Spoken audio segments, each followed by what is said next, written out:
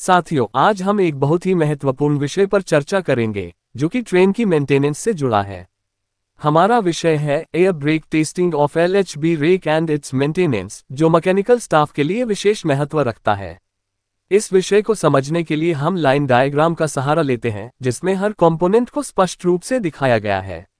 यहाँ हमें BP और FP line, fibre air spring reservoir, brake panel, VESDA और अन्य महत्वपूर्ण उपकरणों के बारे में जानकारी मिलती है। ब्रेक पैनल में isolating cock, distributor valve, test points, non return valve आदि इन सभी तत्वों का महत्व अप्रत्यक्ष है। इसके अलावा brake indicator, brake cylinder, BVHT system जैसे उपकरण भी यहाँ जुड़े हैं। आशा है कि यह जानकारी आपके लिए उपयोगी साबित होगी। विभिन्न प्रकार के टेस्ट के माध्यम से पूरे एयर ब्रेक सिस्टम की जांच, ब्रेक कार्यक्षमता का मूल्यांकन आदि ट्रेन की सुरक्षा और सही संचालन के लिए अत्यंत महत्वपूर्ण है। इन टेस्टों के माध्यम से हम ट्रेन के ब्रेकिंग सिस्टम की स्थिरता और कार्यक्षमता को सुनिश्चित करते हैं, जिससे यात्रियों की सुरक्षा और यात्रा का अधिक आनंद मिलता है।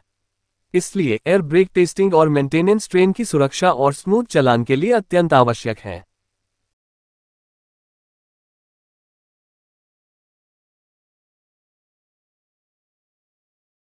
पूरी तरह से रेक की एयर ब्रेक टेस्टिंग करने का तरीका जो निम्न हेडिंग के जरिए आगे डिटेल में चर्चा करेंगे। हेडिंग है 1. Pre inspection and preparation. 2. AR tank draining. 3. NRV test. 4. Self release checking.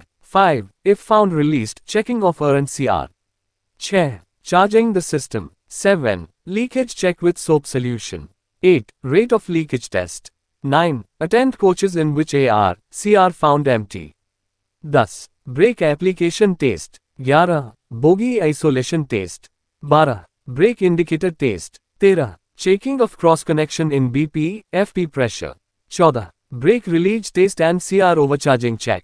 15. ACP testing. 16. Continuity test. 17. Hand brake test. 18. WSP, फीबर, VESDA checking. 19. Leakage rate checking. 20. सभी palm ends, drain cock, isolating cock आदि को secure करना। 21. Manual releasing. 22. Note all checking parameters and record it.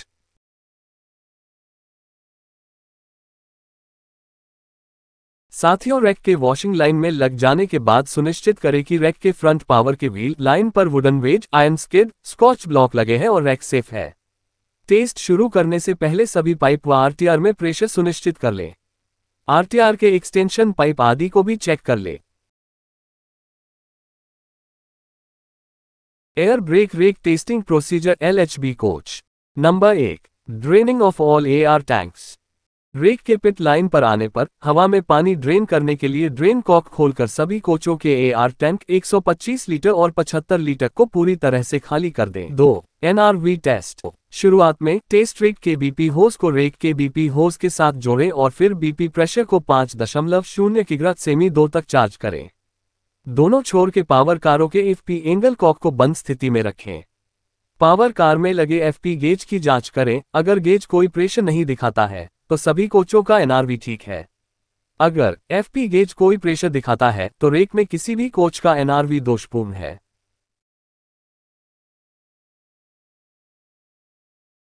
Next है self release test. BP और FP को क्रमशः 5.0 किग्रा सेमी 2 और 6.0 किग्रा सेमी 2 तक चार्ज करें। BP और FP में प्रेशर बनने के बाद टेस्ट रेक BP और FP होज पाइप को रेक होज पाइप से डिस्कनेक्ट करें और दोनों एंगल कॉक खोलें, जिससे वातावरण में हवा का प्रेशर समाप्त हो जाएगा और ब्रेक लगाया जाएगा। 20 से 25 मिनट तक प्रतीक्षा करें। 4. 20 से 25 मिनट के बाद एक छोर से पूरी रेक की जांच करें। रिलीज ब्रेक सिलेंडर के साथ मिले कोच नंबर को नोट करें।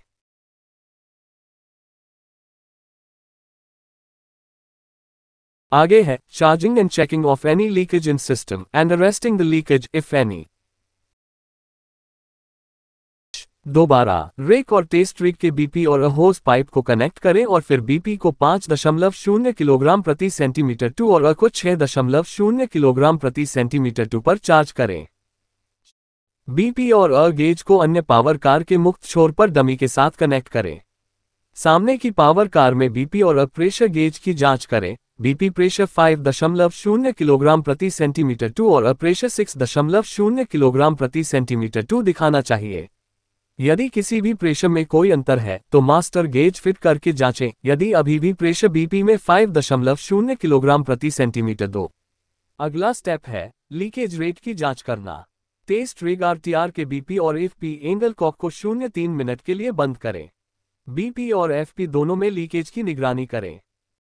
0.3 मिनट में लीकेज 0.6 किलोग्राम प्रति सेंटीमीटर 2 से अधिक नहीं होनी चाहिए।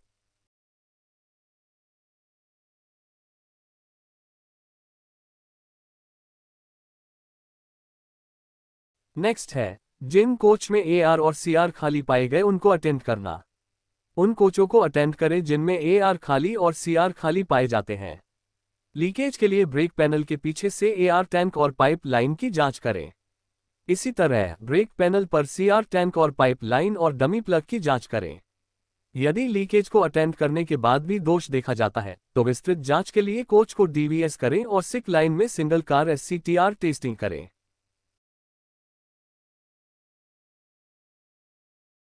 आगे है एयर ब्रेक सिस्टम में किसी लीकेज की जांच करना व उसे अटेंड करना। प्रेशर शुरू करें और बीपी को 5.0 किलोग्राम प्रति सेंटीमीटर 2 और एफपी को 6.0 किलोग्राम प्रति सेंटीमीटर 2 पर चार्ज करें। इसके बाद बीपी 1.6 किलोग्राम प्रेशर गिरा दे ब्रेक लग जाएंगे। इससे बीसी लाइन, ब्रेक इंडिकेटर आदि सभी लाइन में प्रेशर पहुंच जाएगा। साबुन के घोल से जांच के दौरान सभी बीपी और एफपी होस पाइप, सभी होस पाइप कनेक्टर, मुख्य pressure pipe line, angle cocks brake cylinder pipe line, CDTS pipe line की जांच करें। इसी तरह ब्रेक पैनल पर डीवी, एफपी और बीपी फिल्टर, एनआरवी, सभी isolating cock, brake indicator, brake accelerator और ब्रेक सिलेंडर जैसे घटकों में साबुन के घोल से लीकेज की जांच करें और उसे ठीक करें। Next, bogie isolation test. Brake panel पर आइसोलेटिंग कॉक को आइसोलेट करें और सभी सिलेंडर के ब्रेक कैलिपर्स और ब्रेक पैड की जांच करें। आइसोलेट स्थिति में सभी ब्रेक पैड एक साथ रिलीज होने चाहिए। इसी तरह आइसोलेटिंग कॉक के खुलने पर सभी ब्रेक सिलेंडर काम करने चाहिए और ब्रेक लगने चाहिए।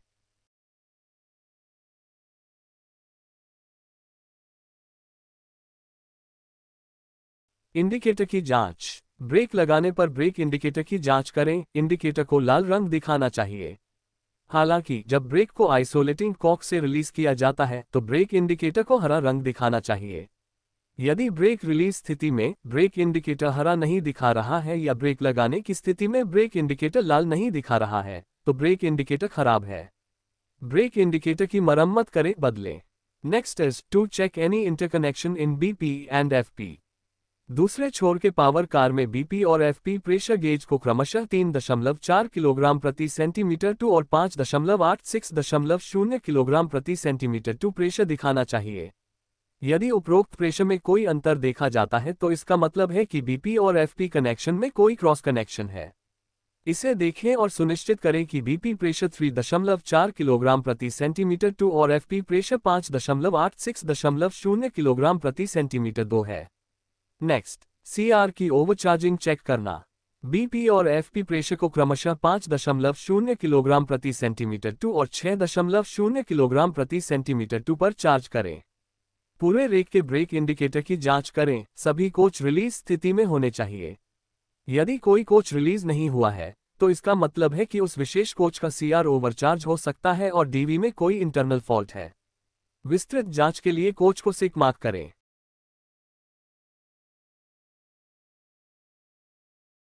अब है एसीपी की जांच। कम से कम 3 कोचों के पीईएएसडी की जांच करें। पीईएएसडी जांच के दौरान सभी कोचों में ब्रेक लगने चाहिए और ब्रेक एक्सीलेटर काम करना चाहिए। कोच नंबर मेंटेनेंस डायरी में नोट किए जाने चाहिए।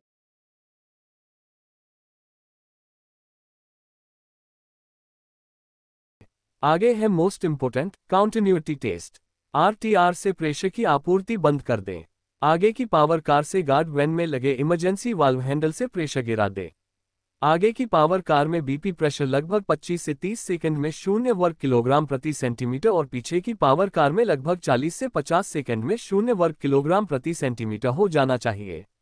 आरटीआर की आइसोलेट कॉक खोलें और बीपी और एफपी को क्रमशः 5.0 किलोग्राम प्रति सेंटीमीटर 2 और 6.0 किलोग्राम प्रति सेंटीमीटर 2 पर चार्ज करें।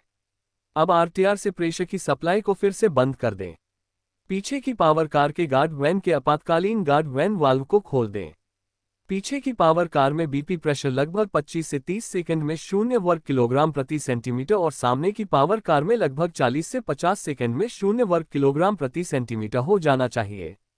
आगे और पीछे की पावर कारों के बीच बीपी दबाव के 0 किलोग्राम प्रति सेंटीमीटर टू तक गिरने के समय में किसी भी महत्वपूर्ण अंतर की जांच करें। ये बहुत अधिक नहीं होना चाहिए। आगे है WSP, VSDA, फीबा को चेक करना। सभी कोच के WSP सिस्टम को चेक करें, डंप वाल्व बजाकर टेस्ट करें, अगर कोई खराबी है तो उसे अटेंड करें। ऐसे ही VSDA, फीबा को चेक करें, किसी प्रकार की कमी पाई जाती है तो अटेंड करें। डिटेल में जानने के लिए इसकी अलग से वीडियो देखी जा सकती है, अन्यथा लंबी हो जाएगी। आगे चलते हैं। Next is hand parking brake test करना। दोनों पावर कारों में दोनों ब्रेक सिलेंडरों पर लगे हैंड ब्रेक केबल की स्थिति और माउंटिंग की जांच करें।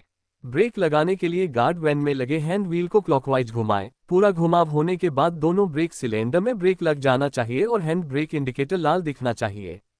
हैंड व्हील को एंटी क्लॉकवाइज घुमाएं। अब दोनों सिलेंडरों के ब्रेक खुल जाने चाहिए और हैंड ब्रेक इंडिकेटर हरा दिखना चाहिए। चेक अगेन लीकेज रेट, वे बीपी और एफपी को क्रमशः 5.0 किलोग्राम प्रति सेंटीमीटर 2 और 6.0 किलोग्राम प्रति सेंटीमीटर 2 पर चार्ज करें। तेज ट्रिग के बीपी और एफपी एंगल कॉक को 0.3 मिनट के लिए बंद करें। बीपी और एफपी दोनों में लीकेज की निगरानी करें। 0.3 मिनट में लीकेज 0.6 किलोग्राम प्रति सेंटीमीटर 2 से अधिक नहीं होनी चाहिए। आगे इसी क्रम में गार्ड इमरजेंसी ब्रेक वाल्व को चेक करें। गार्ड 1 में लगे GEV हैंडल को खोलकर प्रेशर गिरा कर देखें। ब्रेक एक्सीलेटर वाल्व बोलना चाहिए, बीपी प्रेशर गेज में प्रेशर गिरना चाहिए और पूरी गाड़ी में ब्रेक लगने चाहिए।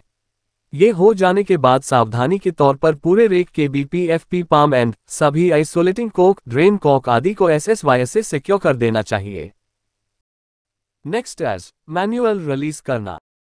बीपी और एफपी दोनों होज से प्रेशर खत्म होने के बाद प्रत्येक कोच के DV के मैनुअल रिलीज हैंडल को खींचकर पूरा रेक रिलीज करें और सुनिश्चित करें कि सभी कोचों के ब्रेक इंडिकेटर हरे रंग का दिखाई दे।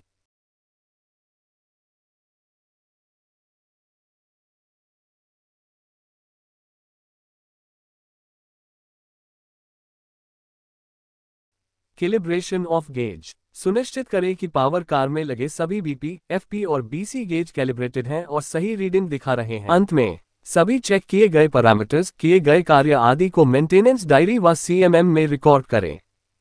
इसी के साथ ये टॉपिक यही समाप्त करते हैं। आशा है कुछ जरूर समझ गए होंगे। थैंक यू फ्रेंड्स, आपका दिन शुभ हो।